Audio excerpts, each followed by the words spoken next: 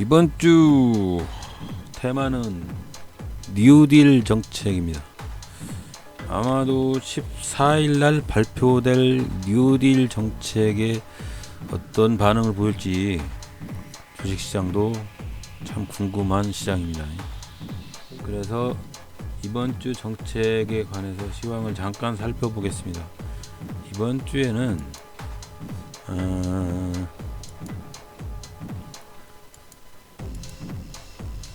참 애매한 부분에서 지금 종합주가지수가 이렇게 몰려 있습니다. 별로 좋지 않은 상황이긴 한데, 지금 종합주가지수가 그동안에 이렇게 상승을 했었는데 지금 박스권에 이렇게 물려 있는 상황이에요. 그래서 지금의 월요일, 화요일에 조금 반등을 해주면 좋은데, 반등을 못하면 좀 애매한 상황이 발생을 합니다. 지금 이렇게 해서 했는데 박스권 바닥을 지지할 가능성이 있습니다. 그래서 조금 더 하락을 할 가능성도 있고, 그거는 아무도 모르죠. 그래서 종합주가지수는 현재 지금 박스권입니다. 이 박스권에 있는데 애매한 부분이라는 거 잊지 마시고, 지금 최근에 연 며칠 하락을 했기 때문에 그동안 제가 말씀드린 대로 7월 위기설에는 하락할 가능성이 있다라고 말씀을 드렸었는데, 지금 계속 하락을 하고 있습니다. 지금 21선이 콧멍 찍기 얼마 안 남은 정도, 그 정도인데, 만약에 대외적인 상황이 안 좋으면 이렇게 하락을 할 가능성도 있다는 거 유념을 해주시고, 이번 주 그린 뉴딜과 디지털 뉴딜에 대해서 한번 살펴볼까 합니다.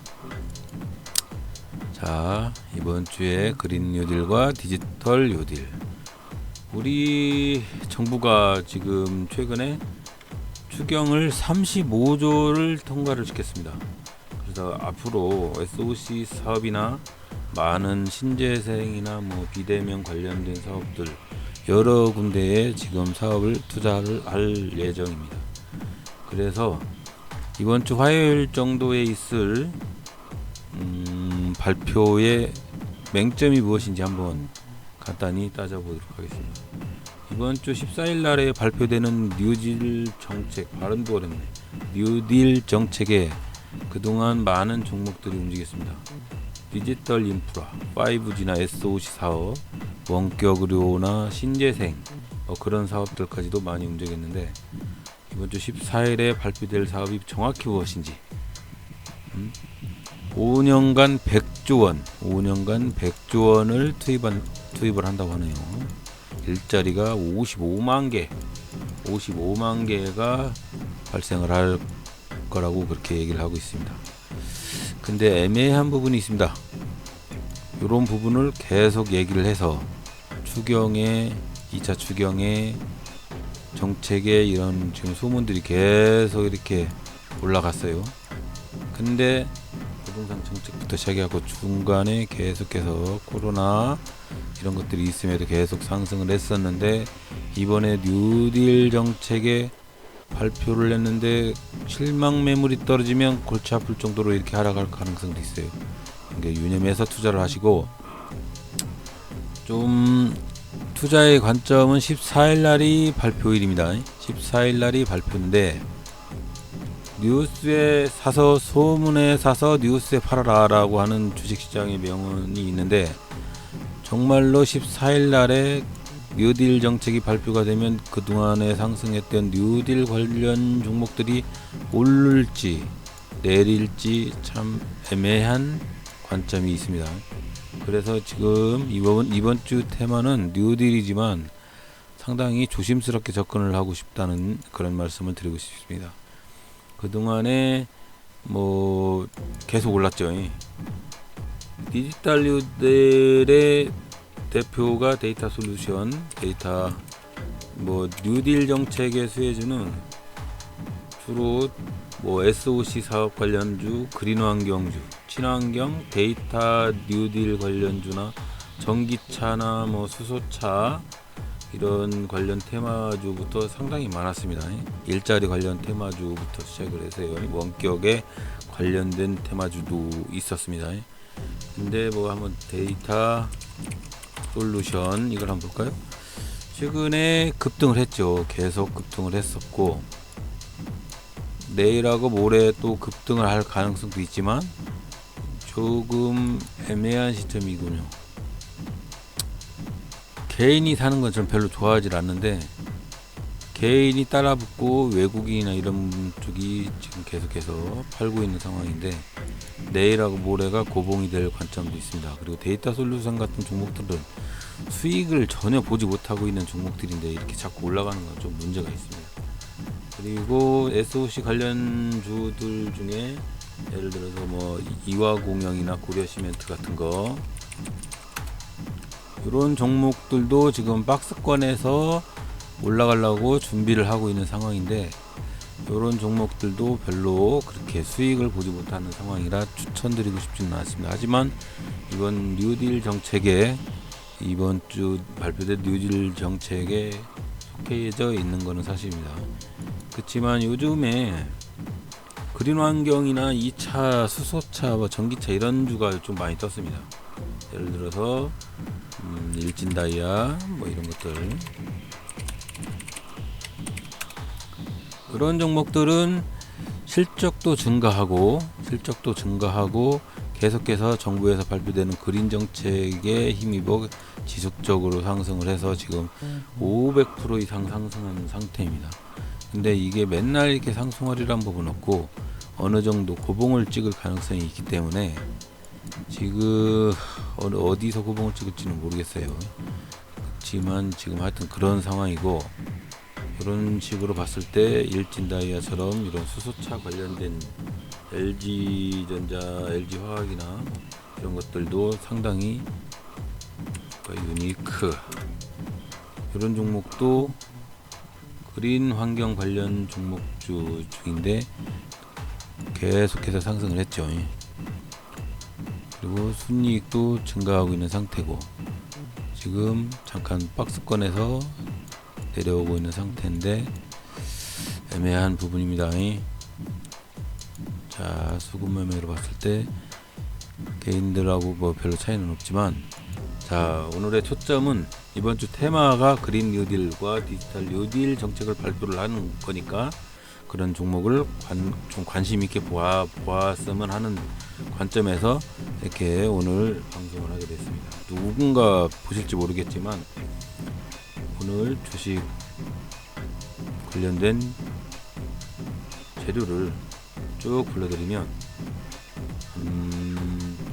디지털 SOC 관련 사업들은 특수건설이나 이화공영, 고려시멘트나 삼표, 대우건설이나 현대건설 SOC 관련 추경 35조 통과됐고 그리고 백주원 뉴딜 정책에도 관계가 있어서 대우건설 이런 종목들이 지금 바닥권 눌림목에서 이렇게 있는 상태인데 그린 뉴딜로 여기서 이렇게 상승을 할 수 있다는 거 그래서 관심을 두라는 거고 SOC 사업 그리고 그린 환경 관련주는 세종공업 에코바이오, 제이스케미칼이나 수소차 관련주 뭐 풍국주전 유니크 일진다이아 대우부품이나 뭐 EM코리아, JNK 등 많이 있죠. 그 중에서도 한번 보면은 세종공업 한번 볼까요? 세종공업 그런 식으로 상승 1차 상승했다가 조정받고 눌림목이라는 거 여기서 뉴딜에서 이렇게 상승을 할 가능성이 있다는 거 그리고 친환경 신재생 관련주에서는 뭐 풍력발전 관련주인 유니슨, 동국에센시나 CS원이나 동국산업, 뭐 한화솔루션, OCI, S에너지 뭐 이런 것들이겠죠. 한화솔루션을 보면은 이것도 마찬가지로 최근에 급등을 했어요. 급등을 하고 지금 여기 고봉에서 지금 얼마나 더 상승을 할지는 모르겠지만 순이익이 이렇게 적자로 돌아갔는데도 이렇게 상승을 하고 있는 거는 그동안 2차 전지나 수소차나 이런 것들 테마에 휩쓸려서 지금 상승을 하고 있는 겁니다. 그렇지만 뉴딜 정책을 고봉으로 내려갈 가능성도 있다는 거 이거 유념을 하셔야 되고 상당히 민감한 부분에 와 있습니다.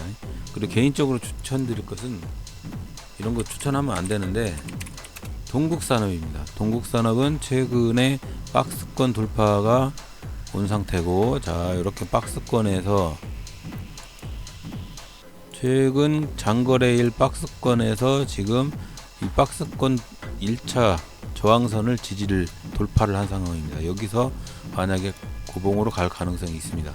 그래서 개인적으로 추천을 드리고, 최근에 순이익도 엄청나게 증가를 한 상태예요. 그래서 이런 종목들은 한번 사보실 만하고, 그리고 최근에 개인들이 팔고 있다는 거, 그것도 약간의 장점이라고 봐야 되겠습니다.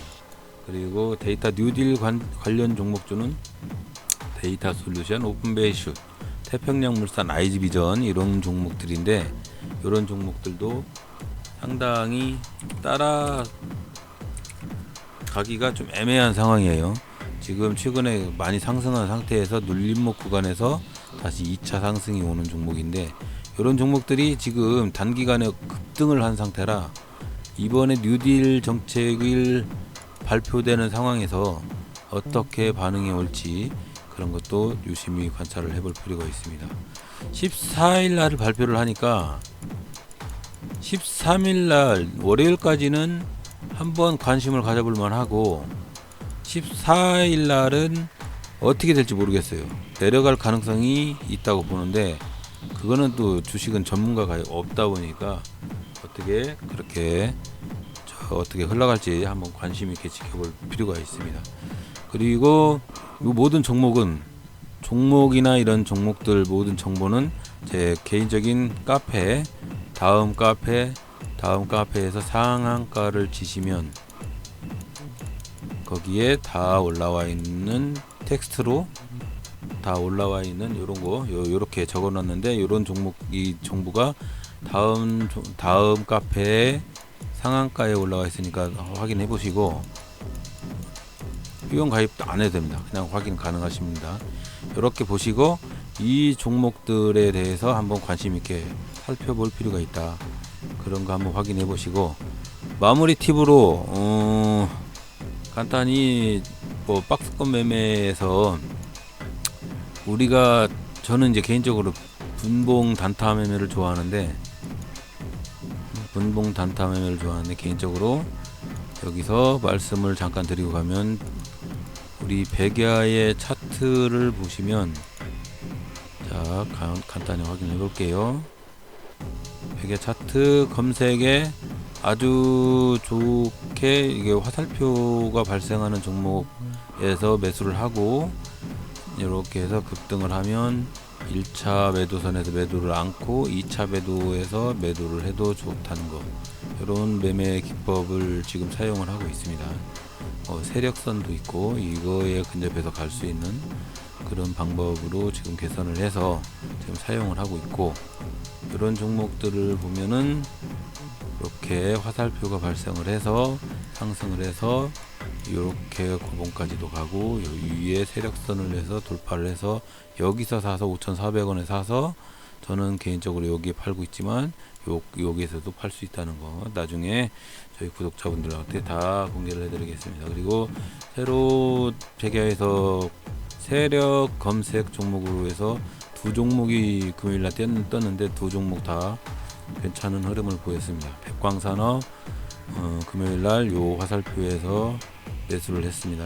매수를 해서 여기에서 물론 팔았지만 이 종목들은 바로 상한가 근접까지도 갔던 종목이라 이렇게 유용하게 사용하고 있는 백야의 단타 매매 비법을 나중에 공개를 하도록 하겠습니다. 세력 검색에서 나오는 종목 많지도 않습니다. 두 종목밖에 안 나와요. 이게 성공 확률은 거의 100%입니다. 메디아나도 마찬가지였습니다. 메디아나도 아침에 화살표가 발생을 해서 매수를 했고, 여기서 늦게 화살표를 발생한 것도 있어서 여기서 매수한 사람도 여기에서 여기 1차 매도선에서 매도를 할 수 있다는 거, 아니면 여기서 2차 매도를 해서 매도를 할 수 있다는 거, 이런 종목 딱 두 종목이었는데 이거 실수하면 바보 아닙니까? 하여튼 이렇게 해서 이번 주는 뉴딜 정책에 관련된 종목 한번 검색을 해봤고, 팁으로 백야의 검색기와 산타 매매에 관련된 이런 걸 간단히 설명을 해드렸습니다. 그리고 이런 종목들은 다음 카페의 상한가라고 검색하시면 회원 가입 없이도 다 읽어볼 수 있는 그런 자료가 있습니다. 자, 오늘도 감사드리고 다음 주에 뵙겠습니다.